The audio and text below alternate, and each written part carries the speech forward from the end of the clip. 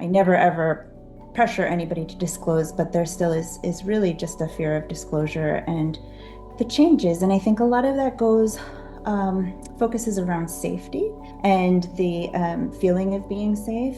And then also just belonging. They don't want to be other. They don't want to be treated differently, and they don't want to be a burden. I think a lot of people also just deal with that internalized messaging of having something wrong with them, and it just exacerbates that kind of feeling of like, now I need to come and tell somebody that I need this extra, and people really are hesitant to do that right now.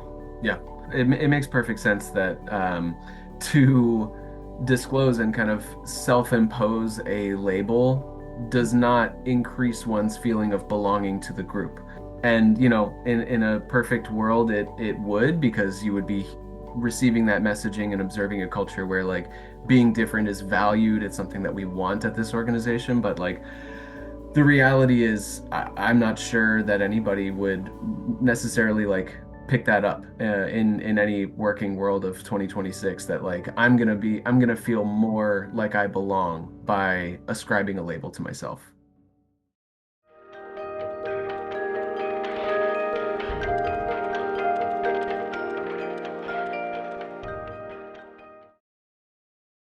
Hello and welcome to the NITW Podcast. Today we are going to be sharing a special episode. We recently hosted a webinar that features some NITW team members as well as our good friend and ally Dave Thompson, who's been on the show before. And as such, as a webinar, this episode is a little bit longer than our average, but that gives us some time to bring in a variety of voices and perspectives and really take the time to unpack a very complicated topic. So, also because this is a webinar, there are some slides and there's video of the folks that are speaking and presenting. And that video should be viewable in most podcast players and, of course, on YouTube. But if you are taking this in just as audio, it should still be an informative and enjoyable listen. So, here goes our March 18th webinar, Neurodiversity Rising, Authenticity, and Disclosure. Please enjoy. Welcome, everybody. Officially, it is great to have you here. I appreciate you giving us some of your time and joining us for what should be a interesting and fun conversation today. So, you'll hear from more from our team shortly, but for now, I'm Sean Gill, Associate Director at NITW. Very excited to have you here. And just as a quick note about NITW, if you're unfamiliar with our organization, we are a nonprofit consultancy and service provider.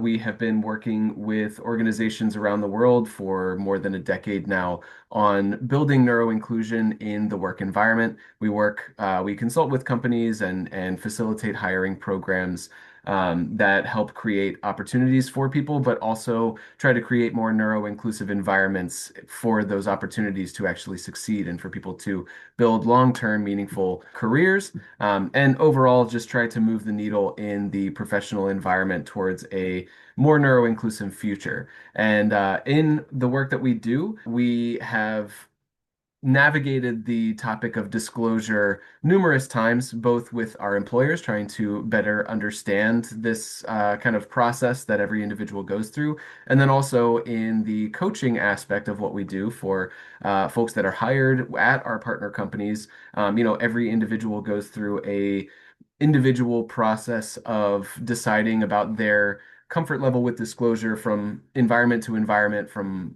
person to person. And so we've seen a lot of the complexity in that topic and thought that unfortunately, it gets so minimized and reduced in a lot of conversations and environments to just kind of a one-dimensional black and white word, to disclose or not to disclose, disclosure. And we wanted to kind of acknowledge the complexity that actually exists in that space.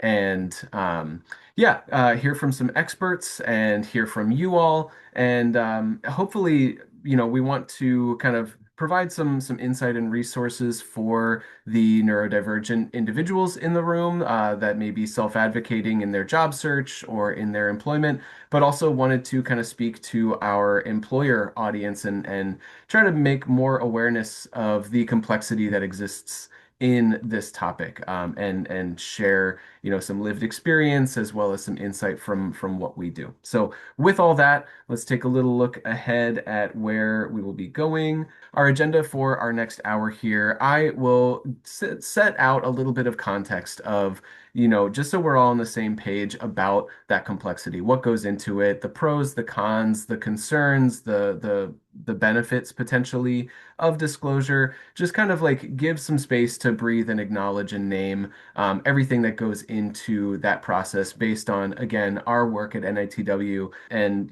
the people that we've coached through this, as well as the organizations that we've educated and coached on it as well. So I'll be giving that little introduction, and then we will bring in a success coach from our team, Denielle Rose, who will introduce herself later, to kind of share her perspective as a coach, helping individuals navigate this as well as an individual navigating this through her professional and educational career. We will then move over to a look at the future of work. I'll turn it over to our director, Joe Riddle, and we'll hear from our very good friend, Dave Thompson, who I'm very excited to hear from. And then we'll close out with a little bit of kind of resources and next steps from the NITW side. So, okay, so with all of that covered, I'm going to jump right into this introduction and yeah, get us moving along so we can hear from our guests in a little bit. So, beginning at the beginning, I wanted to kind of set the context here of what we do, who we work with, the context of what we're talking about, and our main focus being disclosures. So, neurodiversity is a relatively new word. I mean, I think everybody here is going to be familiar with it, but as a relatively new concept in the working world, in the advocacy world, I think it helps to establish a definition of who we're talking about, what we're talking about. So, just wanted to share that up front. The operational definition that we use at NITW is neurodiversity refers to naturally occurring variations in brains and nervous systems resulting in different ways of thinking, learning, working, communicating, perceiving, and socializing. So, pretty broad definition. So, just putting that out there. And then the topic will be zooming in on disclosure, again, to just define that, get us all on the same page. What we will be using to define disclosure is the voluntary sharing of information about a disability or health condition or neurotype with a colleague or employer. So, with that covered, that covers the what. But I want to then also talk about the why. Why is this something that people pursue? What's on the other side of it? What are people after? What motivates the decision to disclose from an individual standpoint, not from the employer saying, please disclose, not their standpoint, but from the individual. I simplify this down into two factors. The first one is to be better understood, to avoid being othered or misunderstood or misinterpreted by managers, colleagues, the people around you. If you're keeping your neurotype or your diagnosis as kind of a secret, then any of those differences that we mentioned on the previous slide of how you communicate, socialize, perceive the world, or work or problem solve, any of those differences that occur naturally and are a natural state of your being, if there isn't a reason behind them known to the people around you, then it's left as kind of a mystery. And sometimes that doesn't really matter. We're all a bit mysterious, we're all a bit different, that's fine. But for some individuals, that can just draw more attention than you want, and without some context or explanation behind it, that attention can lead to some of the negative factors like stigma or misunderstanding that we'll address in later slides. And so to avoid being misunderstood and to be better understood as to how you operate and why, that understanding is one of the drivers that pushes some people to say, you know what, I think I should open up and disclose this part of myself so that I can be better understood. The other side, the other why, that we see most commonly is to access support. And that's a broad term, but generally referring to receiving accommodations, whether formal or informal, but some kind of support, accommodation, or adjustment that will help you be more comfortable or perform more effectively in your work. And so, that disclosure as kind of a prerequisite for accessing that support, it can just validate the request and generally increase the likelihood of it actually being fulfilled. Whether it's a big or a small ask, giving that kind of context and justification behind it is why a lot of people do choose to disclose. So we've covered the what we're talking about. We've covered the why, what people are aiming for when choosing to disclose. So what's the worry? Why don't people just go ahead and open up and bring their whole selves to work? Well, as we stated before, it's a lot more complicated than that. And really what people are facing when choosing to disclose is a large number of variables that they can't control. And those variables generally come in the form of people. That might be your manager, it might be your coworkers, it might be the HR representative that you're talking to for support, or if you're outside the company and interviewing, it could be the interviewer. So all of these are, complex people. Sometimes it's multiple of these people that you're considering. If you disclose to your colleague, it's probably going to make it to your manager or vice versa. And so sometimes it's multiple people, all are complex and unknown. And some of these unknowns that, people may carry around are, potential stigmas, past experiences that they've had. Maybe they had a friend in class who was autistic and they struggled with, reading aloud in class. And so that might affect that colleague's perception. If you disclose that you're autistic, they might project their past experiences onto you, and then, have a misrepresented understanding of you as an individual because you've placed this label on yourself, you've opened up to kind of their interpretation and projection. As much as you choose to like give detail and explanation behind your disclosure, you still never really know how somebody is going to carry their past experience or lack of awareness or lack of experience, into, how they respond to learning that about you. And what that can lead to. Oh, and just to define the other bullet point that's on there, cost worry. That's really when you're talking to, say, a manager, or an interviewer, if you are stating something that either you're requesting an accommodation or not even requesting an accommodation, but they suddenly fear that they might be on the hook to provide an expensive accommodation or adjustment in a workplace. That can even give the recipient of disclosure some pause, some hesitancy, some worry when receiving that information. And so those are some of the things that people worry about when considering disclosure. And, all of that baggage that these unknown variables, these other people bring, it can lead to things like decreased opportunity, either, not being advanced in the interview, or if you're in a team in an organization, they might, look at you differently and temper their expectations of what you're capable of, again, because they're projecting maybe their understanding of what autism or ADHD or dyslexia means for your functioning.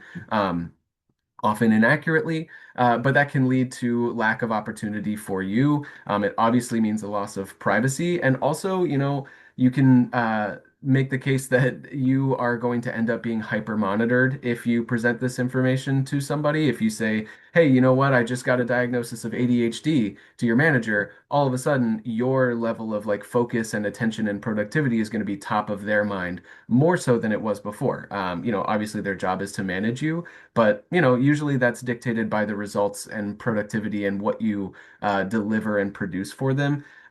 If all of a sudden they're hyper aware of this aspect of you, they might look at you differently and manage you differently, and most people don't want that.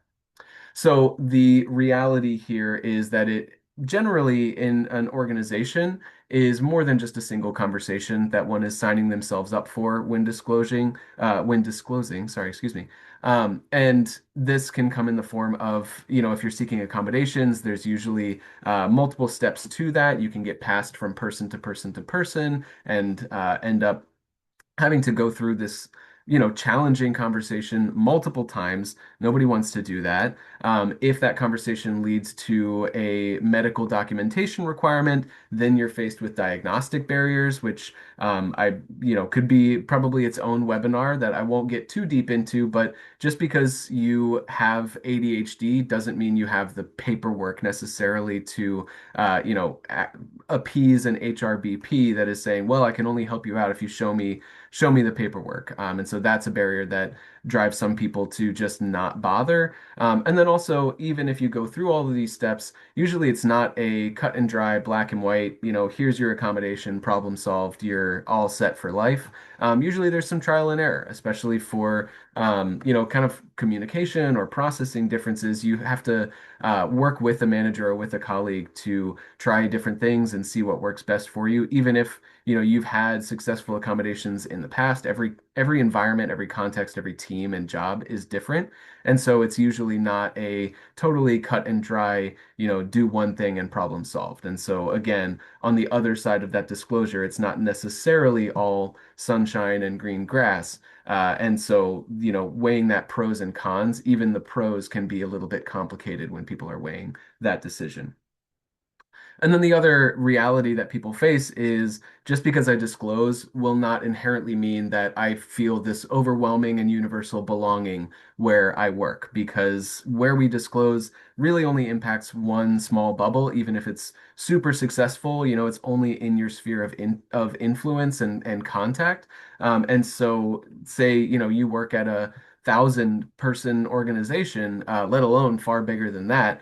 Even if you go through all of this difficulty and all of these numerous steps to disclose and receive support and be better understood, as soon as your manager changes or you move laterally or even you go to a company event, you no longer have that assurance that you are going to be understood and supported. And so that there's so much variance within a group of people. We've already talked about the complexity of one individual and what they bring to the table. So the complexity of a 1,000 or multi-thousand person organization, that is a really daunting unknown for people to face when making this decision. So just to kind of point out, what actually drives change at that scale is not an individual disclosing, saying, "Hey, I need noise canceling headphones." That's not going to make an organization culturally inclusive. Those cultural changes come from bigger things like policy change, organization-wide education, disclosure from the top of the organization, kind of modeling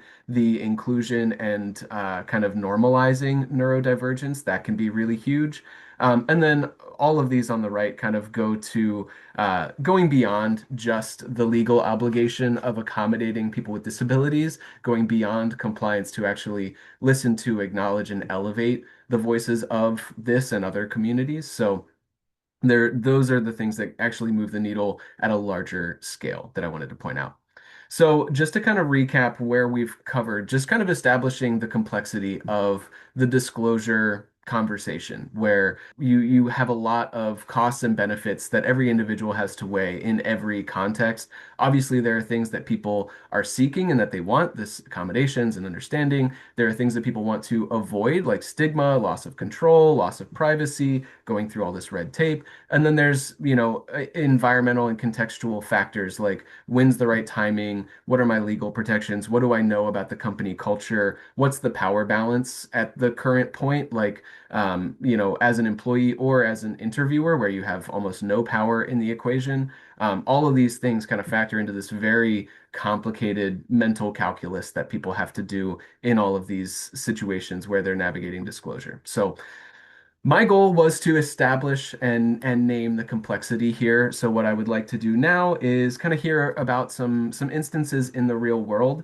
So I am delighted to bring in my colleague Denielle Rose, who's a success coach here at NITW. I have a couple of questions lined up that I want to kind of hear Danielle's perspective on. But as it says here, if you have any questions for Danielle, please enter them in the Q&A feature in Zoom. I can't guarantee that we will be able to get to all of them, but yeah, would love to, maybe hear from you all and work some of them in. So, Danielle, let's start. Can you introduce yourself, tell us who you are and what you do?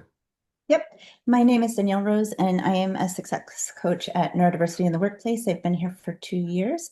I'm also a PhD candidate in critical psychology, and I am autistic and ADHD myself.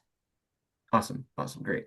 And yeah, so kind of tying your experience into the information I was just going through, I guess looking at the present, there's a lot of history here, but looking at the present and what you are observing in your role, around just kind of the general sentiments, probably among most of your coachees, around disclosure, are you finding that we're kind of trending in a direction of more or less willingness, or kind of trust to disclose in people's places of work? I'm seeing less willingness overall with disclosure. I think after some policy changes last year and talks about databasing and health privacy concerns, that people are less likely to disclose right now than they may have been in the past. I also, this past year, my caseload is more diverse, and I do believe that probably has a bit to do with that, some intersectional and multiply marginalized factors that we might get into in some of the other questions. But unfortunately, all in all, I've really seen a major withdrawal in the last year. Yeah, that makes sense and is definitely unfortunate that we're trending in that direction. Not what we would like to see, and certainly not what we try to drive for with our partners. Is we want to create environments where that is encouraged and encouraged and felt to be safe. I think that's the most important part there. So in going trending in that direction, I listed, from my perspective, a few of the factors that would discourage an individual from disclosing. From your experience, what are you seeing when people are saying, you know what, I'd rather not? Like, what are the factors they're citing as like, this feels not worth the risk? Yeah, I think there's a lot of fear. And again, I think intersectionality has a lot to do with it.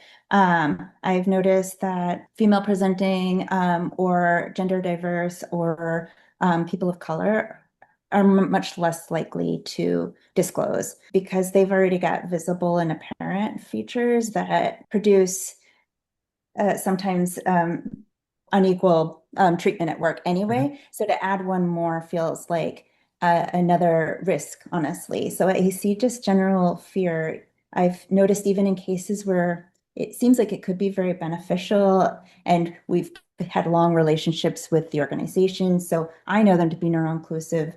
I never ever pressure anybody to disclose, but there still is really just a fear of disclosure and the changes. And I think a lot of that focuses around safety and the feeling of being safe. And then also just belonging. They don't want to be other. They don't want to be treated differently, and they don't want to be a burden. I think a lot of people also just deal with that internalized messaging of having something wrong with them, and it just exacerbates that kind of feeling of like now I need to come and tell somebody that I need this extra, and people really are hesitant to do that right now. Yeah, it makes perfect sense that to disclose and kind of self-impose a label does not increase one's feeling of belonging to the group. And in a perfect world, it would, because you would be receiving that messaging and observing a culture where like being different is valued. It's something that we want at this organization, but like the reality is, I'm not sure that anybody would necessarily like pick that up in any working world of 2026. That like I'm gonna feel more like I belong by ascribing a label to myself. And Yeah. the fact that folks that are already perhaps like experiencing a visual marginalization, like their experience is not telling them, hey, I need another label to throw onto the pile. Yeah, absolutely. And also just the paperwork. There's the paperwork, the financial aspects of finding access to medical care, which for adults is hard, and I think that's getting harder. And so there are just also barriers in like the formality of I haven't seen a doctor maybe since I was in high school, and I need to find the formal diagnosis process. And then other employees just require frequent updates. So they have to get this documentation annually, sometimes more than annually, and that can be cost prohibitive. So those are just some additional barriers that I've noticed. Yeah, yeah. There's so much. It's so not acknowledged in the bring your whole self to work narrative that Yeah, so many employers push, and it takes different words at different organizations, but like it doesn't acknowledge the reality of the situation. Speaking of yeah, which, yeah, the topic of belonging. I mentioned a bit of like yeah, you can disclose and try to kind of curate a team and a bubble of understanding and support, but that's very different. There's a gap between that and actually belonging at a broader organization and like feeling culturally included and valued. Have you seen like observed from coaching or experienced kind of that gap between like small scale, yes, big scale, no? I mean, I have to say that I'm even starting to see more gaps in small scale. Yes. Disclosure absolutely doesn't equate to belonging. And I think that that's a kind of a gap and a question mark. It's very, very difficult to account towards company inclusion. And just because you've disclosed and just because a manager might have a sense and you might have accommodations doesn't mean your coworkers understand. It doesn't even really mean that your manager understands. I've seen this consistently, and my colleague and I talk about this sometimes, that oftentimes when a manager hears that their employee is neurodivergent, and specifically if there has been a disclosure around autism, the manager suddenly thinks that they can't talk to their employee. And that they're afraid to say anything. And actually, what that does is widen the gap of misunderstanding, Mhm. because everything then is relied on implicit understanding of the work environment. And really, what we constantly have to go back and teach managers is no, please develop that relationship. Please go in and talk.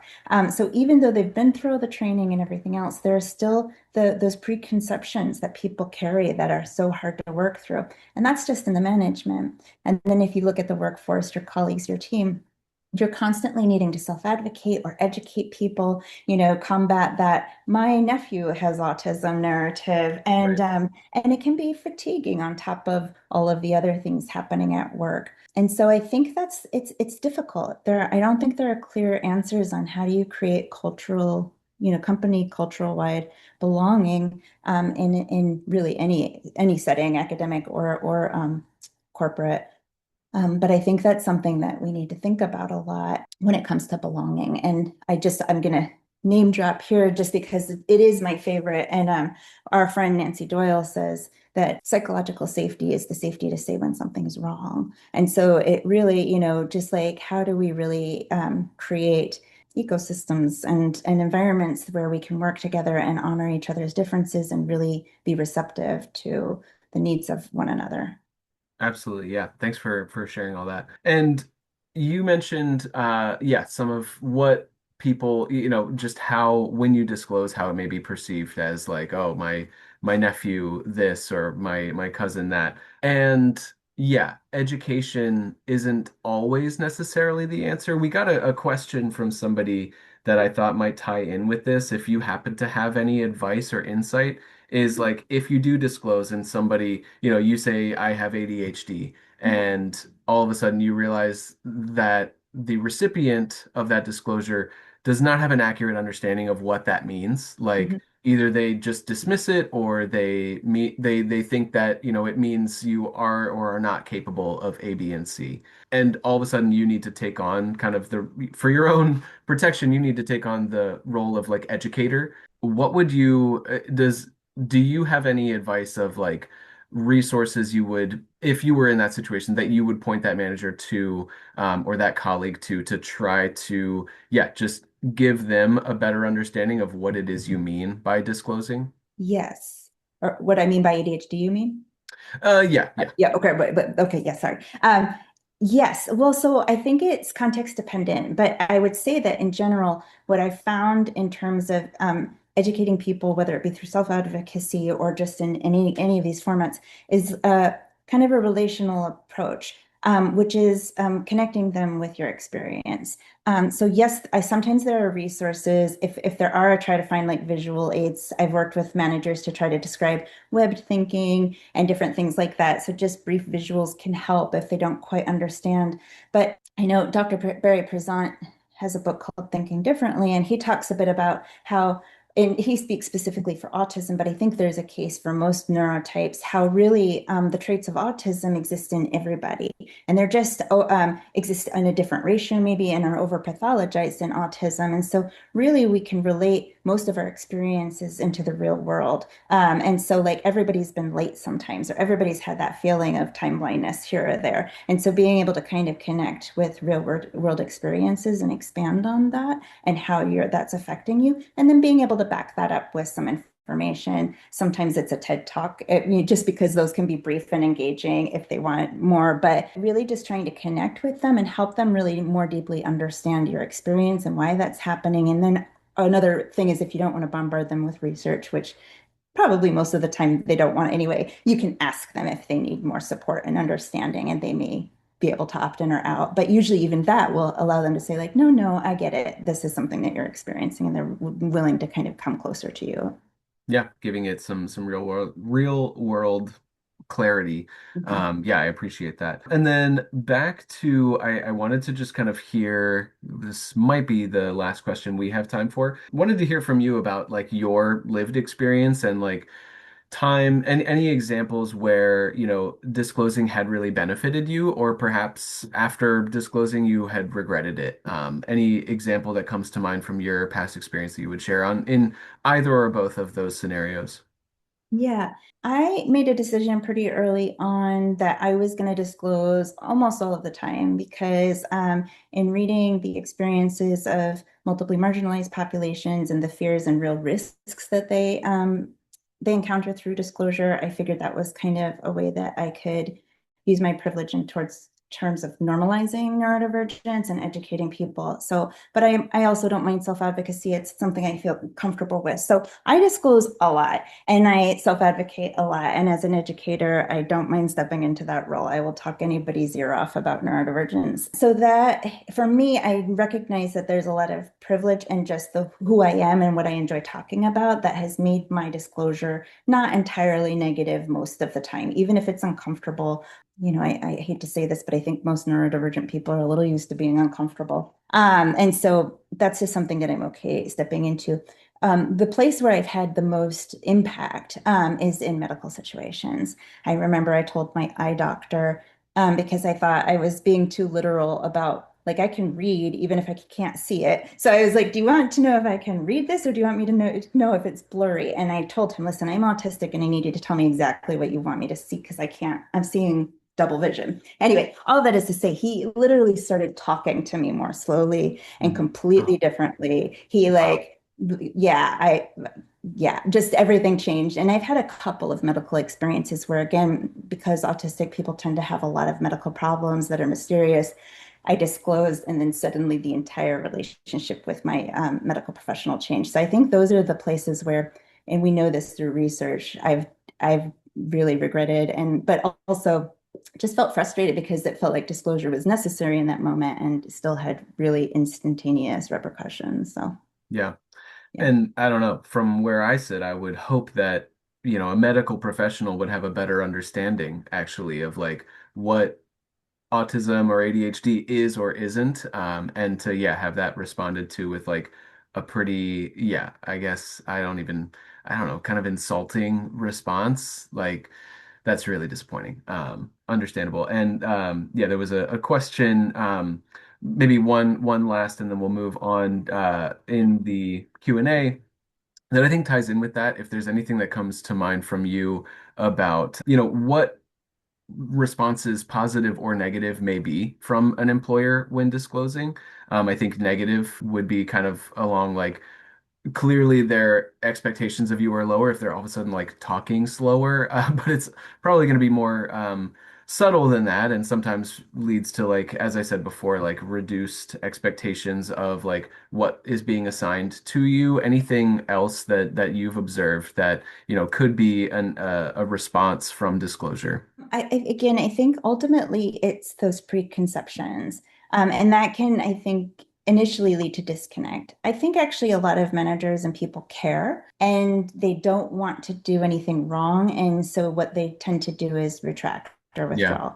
And so it's actually out of care, which is why, again, if, and this is, it spoons its energy and it and it's safety, honestly. But for me, so that's why I'll go right into tackling self-advocacy, Yeah. because right away I can start to educate them on what that means, and then that brings them back in. Mhm. But a disclosure alone sometimes can lead to those preconceived notions and a little bit of a withdrawal to try to be safe and make sure that they're not doing anything wrong. Right, right. Okay, so to me as a takeaway, what I'm hearing is like negative response is going to be on the more subtle side, like withdrawal and like saying okay, and then not asking more questions. But best case would be asking questions of like, let me better understand what that means, what works for you, what doesn't work for you, what I can do to play to one's strengths, which is kind of what we try to coach people on the, managerial side to do in that situation.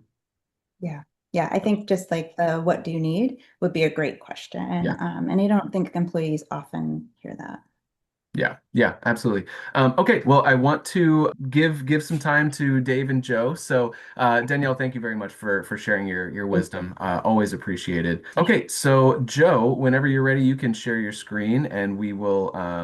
Yeah, looks like that's coming up. Perfect. Well, thank you, Sean. And I am very excited to join all of you here today and really appreciate so many of you from our community, so many friendly faces or names in the chat. So, really appreciate it. And I'm also really excited to have a conversation surrounding this project that I've heard about for a while with my friend Dave here. I'm going to give a quick introduction and then we'll get into our conversation. But Dave Thompson is a educator, strategist, TEDx speaker, author, and he's spent a lot of time and energy working on this topic of neuroinclusion. He's also a visiting scholar at the Frisch Center for Autism and Innovation at Vanderbilt University. And like I mentioned, an author of this book, Brainstorm, which we're really excited to talk about. And so, Dave, welcome. Thank you so much for joining. I never like to miss a party, Joe. Thank you so much for having me. This is great. So, Dave, thank you for joining. I'm really excited to talk about this topic, mostly because I feel like disclosure is sort of a character within your new book, which I have here. And I promised to finish reading it, which I did. I finished really, really quickly. Excellent book. Thank you for taking some time to talk about this with us. But yeah, tell us about the piece of disclosure, how it's weaving in as a character, I feel like, within this book that you've just put out. Well, love that. Thank you for reading it, and thank you for all of your support throughout the whole process. It's been incredible to work alongside you and NITW, and I love how you frame it as a character. I think that's really neat. I didn't really think of it as those terms, but yes, not just a theme, but kind of a little bigger than just this tiny word that we sound simple, but it's not, right? There's layers. It's an onion. So yeah, disclosure is a big theme. And in the book, I interview several dozen people, including you, but across identities from autistic professionals, dyslexic thinkers, Tourette's, ADHDers, and across industries from like tech billionaire to a bass player in a punk rock band, and got a lot of these stories, and they're very different. I'll kind of touch on a few to just show the kind of broad range that we're talking about here. So in my own case, I started work as a job coach and kind of casually disclosed to someone I was coaching who was struggling. He responded really well, but I was pulled to the side by a supervisor and kind of advised that it was not in my best interest to do that. And so I shut up about it. I kept quiet for 10 years, despite working in this kind of emerging space. And meanwhile, I was not bringing my whole self to work. I was not delivering to the best of my ability because of that. And I felt inauthentic. I felt like a liar. It was a big problem. And, that's just mine. And just like identity and anything else, everyone's disclosure experience is very different. I speak with someone in the book who is a professional in marketing and didn't feel safe talking about her identity as a late identified ADHDer at work. And meanwhile, she was moonlighting as a content creator around that very topic, and she had 180,000 followers by the time she decided to leave the company, and they lost her. And remember, she was in marketing. So think about that for a second. Don't you think that that sounds like the kind of person that you'd want on your marketing team? And she wasn't even able to say, listen, I've done this before. I know how to, create engagement and things like that, because she couldn't bring that part of herself to work. There's, a story with an autistic manager who shared their identity with their team, but didn't share really what that meant to them or what they needed. And it was completely kind of misinterpreted. And he started, someone you and I both know, started feeling like kind of a fish out of water at work, even more so than he did before disclosing. And it's also important to remember that disclosure is not always a choice. And I think Denielle kind of touched on this. Not all neurodivergence is invisible. Some people, can't decide what to share because people already know that there's something, that makes them show up a little bit differently. And so we have to be careful here because, that certainly they need to be part of this safety and belonging conversation as well. And it certainly doesn't make them, any less deserving or capable of, opportunity and support at work. Right. And just because employers are not hearing about this, if they're not hearing people say out loud that they're neurodivergent, does not mean that there's no neurodivergence at a company. It means the opposite. It means there is, but people don't feel safe talking about it. People are listening, they're judging, they're deciding, they're calculating about what is or isn't safe. And so silence isn't necessarily or is not a good sign. It's probably a bad one. And so to wrap it up, I'll just say, like, when people ask me all the time, should I disclose or how did you disclose? There's far from one right answer. But what I do like to tell people is that, the reasons why this is complicated come down to a workplace design issue and not a personal one. It's not a personal problem. It is a problem with the world of work that we're doing our best to adjust. Yeah, very well said. I think that it brings, I frequently find myself saying that so many neurodivergent people who, especially like you mentioned, don't have a choice surrounding disclosure. They're the tip of the spear in this kind of self-advocacy towards saying, hey, this is an important topic. We want the workplace to recognize. And again, many people don't have that choice. And then other people are actively making that choice.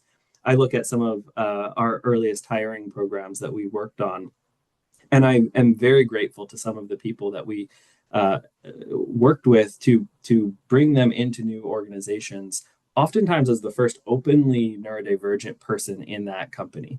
Neurodiversity in the workplace has been around for 13 years now. And, some of the people, I actually see some names on the call that were some of those earliest people who were that tip of the spear. So thank you to some of you that are here. But, it is really important to do. And it's kind of this double-edged sword where it's like, on the one hand, individually, disclosure can make your life harder.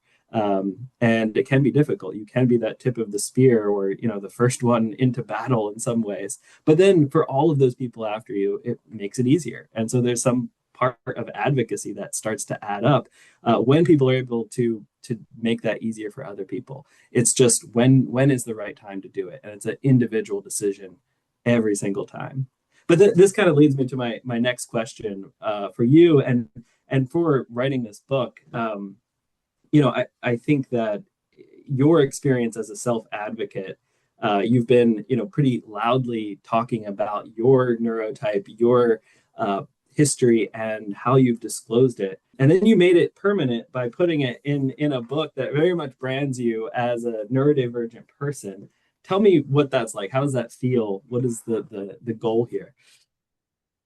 Wow. So yeah, this is not the first time I've got this question, but usually it's framed like, wait, what? You wrote a book, but you are dyslexic, but you're an ADHDer, right?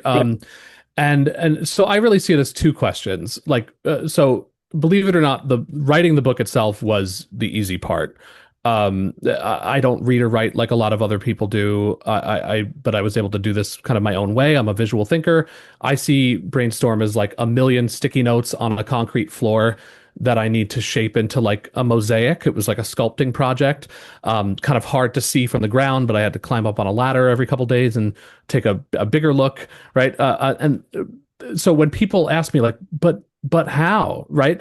That was not the hard part, even though I don't read or write like a lot of people I know. The hard part is that I have a book now, Joe. Like you said, like I have a real book that I don't own and people can read, right? And so, I've been in this field like you since this was kind of a wild idea, and I've grown and evolved along with the space. And, so is my knowledge and my experience and, being able to share my identity and my approach to my identity, which I've had since I was 5. And so when I was invited to write this, I had to make sure I could do it my way, but now it's out there. So my words, my way, my stories, my knowledge, my vulnerabilities, waiting 6 months for it to come out after finishing it, being woken up at night by thoughts of like what I would have changed, or and the fact that as a self-advocate, that when you Google me, right, and it's not just the book, it's podcasts with you and TED Talks and things like that, that there's just so much out there about what I think, how I think,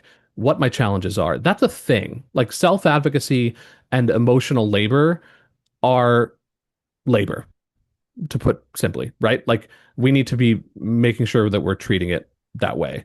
But so far, I could not be more grateful for the reception and for the support of the neurodiversity employment and inclusion community. Get to hang out with folks like you, and luckily for me, I work in a space that better be neuroinclusive, and I'm never leaving. Y'all are stuck with me. I have a career at Vanderbilt University at the First Center for Autism and Innovation, and I get to show up as myself every day and deliver in the way I know I can best for my employer and for this movement. So thinking about a career pivot would just horrify me because of like putting so much of myself out there, if that makes sense. And we see conversations like this all the time at a big, national, international level about why thinking differently is bad, even in 2026. So despite all the progress we're making, it's complicated, but yeah, no, it's going well, and it's been a trip. No, I appreciate that. And I think one thing that I've seen in Brainstorm is that this conversation, because of the disclosure and the bravery of so many of those early neurodivergent people that we mentioned, the conversation has gotten bigger, and the idea has spread. Do you feel that's true? Oh, definitely. Definitely. I think we see a lot of the same things, Joe. I mean, like you said, some of the original kind of hires into the corporate world, from not the first neurodivergents entering the corporate world, but the first people coming into these pilot programs, these lighthouse programs, and saying, yes, I'm neurodivergent and I want to try this, working differently thing. They're trailblazers and, absolutely foundational to this work. But now, because of that, and because of the energy and enthusiasm and understanding around this topic, it's really interesting to see how it's shifted and increasingly shifts as time goes on. Originally, a lot of this work was being started by people who sign checks and make huge strategic decisions at major companies, and it was largely performance-based, right? And that still matters. We still need people thinking about this from a business standpoint and people that can make those big decisions. We need buy-in, we need budgets. We need people from all over the organization to say this is important, but that's not where a lot of the energy or the labor is happening right now. So even in spaces like our roundtable, the Neurodiversity at Work Employer Roundtable, which is dozens of organizations all trying to figure this out together, we're seeing way more self-advocate representation and conversations about the actual work and the actual workplace experience of neurodivergent people at these companies, right? And the audience and the eagerness to be involved is multiplying every year. As you know, because you're with me every year, we love to see that our conference room keeps getting bigger at the roundtable meeting every year, right? And it's not just leaders and program owners anymore. It's everyone. It's anyone at work who understands that we all have like 86 billion neurons firing in all different ways between our ears, and that's a good thing. and that with that understanding comes a responsibility to do better, right? And so it's coming from people deciding, I'm going to say something, I'm going to try something. I can use the relational power that I have to make a change. And once that starts happening, organizations really don't control the narrative anymore. They have to respond to it. It's a mandate. They have to catch up to it, or they're going to be left behind, or worse, right? So yeah, the shift is coming from all directions, and that's a big deal. It's not clean or simple. It's messy. It's ever changing, but it's increasingly undeniable, I would say, and it gets me so stoked to be a part of it and to do this work with you. I love it. No, and I think that's such a great answer. And yeah, I think, like you said, there is momentum that's building, especially from the employee base of so many organizations. And so many companies come to us and they ask, what can we do to make disclosure easier? And one of my answers is always this random quote from a 90s movie, I think, Field of Dreams, where you have to, it's the quote is, if you build it, they will come, right? You have to be intentional. You can't just say, hey, you're welcome to disclose now, come out and disclose.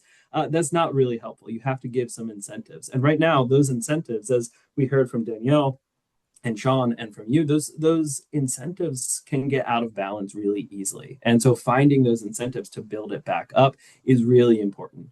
One of the best ways that we've seen to do this is, one, I think a theme woven throughout all of this conversation is the idea of psychological safety. Great book by Amy Edmondson. If anyone's looking for some resources, we'll send it on the list. But I think that one of the other areas where we see this is creating communities that are psychologically safe, right? And so looking at ERGs, and you mentioned ERGs in the book a couple of times. Tell me, what is your advice to ERG members surrounding this topic? Well, I have advice for ERG members, but I also have advice for employers about ERGs, right? So I don't know about you, but I have a feeling you have a similar experience as me, that in recent 2-3 years, maybe, so many of the emails that I get from companies just getting started on this are about ERGs, about starting ERGs or maturing ERGs, and kind of letting, these neuroinclusive best practices kind of matriculate throughout the company. And so, they're coming from employees that are raising their hand and saying, we want to do more here. And that's amazing, because it shows, where this work is actually coming from. And I think it should be treated as work, right? One of the most effective ways to understand what's actually happening at your company is through ERGs and through seeing them as, real business listening channels. They give you a direct line into how work is being done inside your organization and the workplace experience of your people. So they should be taken seriously. Like I said earlier about being a self-advocate, this is real work. This is complicated. This needs to be respected and protected and credited and compensated, right? And so, when you frame this as a real asset to your business, not just as, in the way that it supports employees, but in helping the organization improve at the systems level, they can help surface what's working, what's getting in the way, where there's an opportunity to improve. And as far as how to run employee resource groups, I would say no gatekeeping. Like, neurodiversity is for everybody. This is not an exclusive club. Everyone is part of human cognitive diversity in some way, and everyone benefits from, the practices that we want to see within organizations, right? So the more open that space is, the more we're inviting people in, the better. And not everyone has the safety to carry that label yet. Maybe they're, just discovering this identity or something like that. And so we want to hear from those people too, right? So I would say, don't treat it like an after-school club, right? That's kind of how I think of these things, like being framed commonly and historically. Think of it as part of the business, not something that's separate or extra. I think that's my biggest piece of advice. I absolutely love that. Wholeheartedly agree. And if there are any ERG leaders here, I think that's some great advice to take forward. And to that last point, don't treat it like an after school club, is brilliant. So anyway, thank you so much, Dave. We really appreciate you for joining. And I put the link in the chat to Brainstorm. So highly encourage everyone to buy it online. It's available now, so go and get it. But thank you again, Dave. Really appreciate you being here. Thank you so much. This has been a blast. You're the best. All right, one last topic for everybody. We wanted to just highlight what we're doing next in neurodiversity in the workplace. So we've got a couple of things here. We've gone through a lot of different work here. We've worked with some of the biggest enterprise partners in the last 10 years and had such wonderful time doing it. And we've learned a lot. We've also achieved a lot. We've launched over 2,000 careers. We've partnered with more than 75 Fortune 500 partners. We've trained more than 50,000 people over the last 10 years. And we want to know what we can do next. So one of those ideas here is, how do we take so much of the content that we've learned and apply it more broadly to scale it to more organizations, to more companies, to more managers and teams that want to do neuroinclusion, but maybe didn't have access to it in the way that some of these large Fortune 500 companies were able to do. So we wanted to come up with a new product that we're announcing today that we're very excited about, calling it the NITW Business Hub. And in this new product, we're going to have a dashboard that anyone can access to have access to the 10 years of knowledge that we've been building. Our resource hub has lots of materials in there, from trainings to webinars like this that we've recorded, to hiring tools, frameworks, ways of thinking about neuroinclusion, and ways of providing your employees some much needed accommodations and moving some of those accommodations from a reactive area to a more proactive and preventative accessibility conversation. So we want to be able to do that for all of you. And so we're previewing this here. We've got things like neuro-inclusive evaluations, talent guides, peer cohorts for continued learnings, where we'll bring together people from different companies to talk about the latest of their work in neuroinclusion. So we're very excited for all of these things. It'll have some core features that it'll be really accessible. We are a nonprofit, but we like to charge for our services to fund what we're able to do, but we're going to make it as accessible as possible with some exclusive events, some ability to track the data, to make that decision easier for executives and for supporters within a company. And again, the goal here to spread our knowledge and experience on this topic. So we've got a really helpful landing page here. If anyone is interested, it is nitwhub.org. Please go there, sign up. You'll get a little preview that we are ready to launch this. It'll be coming out in the next few weeks, but we wanted to give everyone a little preview here. So anyway, really appreciate everyone joining. Thank you to Denielle, to Sean, to Dave for this conversation today. We're here. Please follow us on LinkedIn. Please email us at neurodiversity@nitw.org if you have any questions.